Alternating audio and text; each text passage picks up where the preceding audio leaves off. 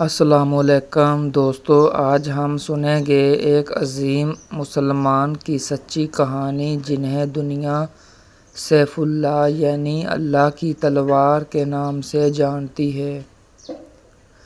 یہ ہے حضرت خالد بن ولید رضی اللہ تعالیٰ عنہ۔ حضرت خالد بن ولید رضی اللہ تعالیٰ عنہ شروع میں اسلام کے خلاف لڑتے تھے۔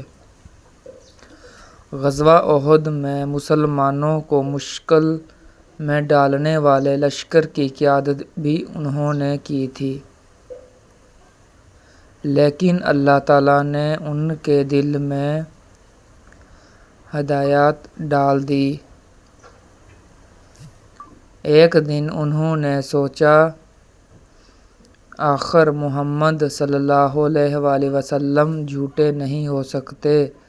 پھر وہ مدینہ منورہ پہنچے اور نبی کریم صلی اللہ علیہ وآلہ وسلم کے ہاتھ پر اسلام قبول کر لیا۔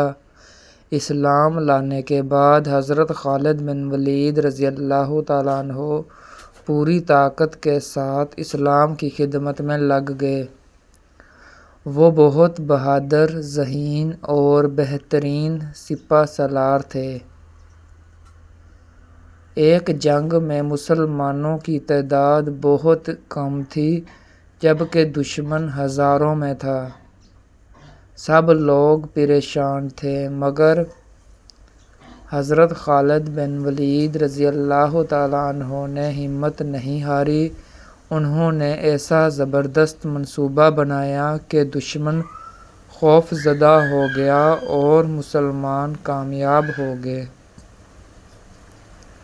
نبی کریم صلی اللہ علیہ وآلہ وسلم نے ان کی بہادری دیکھ کر فرمایا، خالد اللہ کی تلواروں میں سے ایک تلوار ہے۔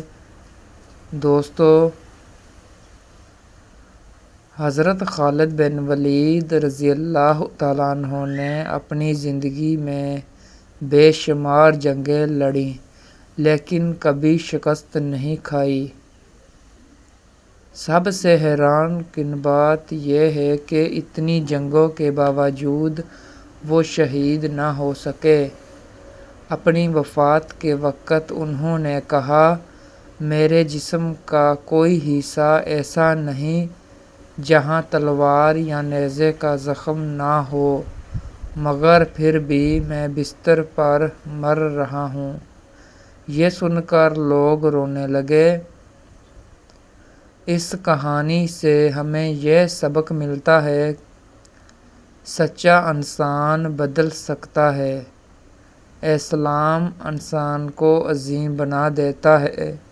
اللہ کے راستے میں ہمت کبھی نہیں ہارنی چاہیے۔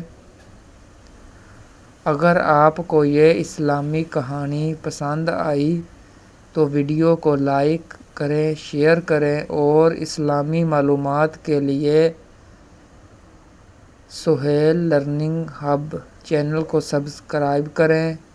السلام علیکم۔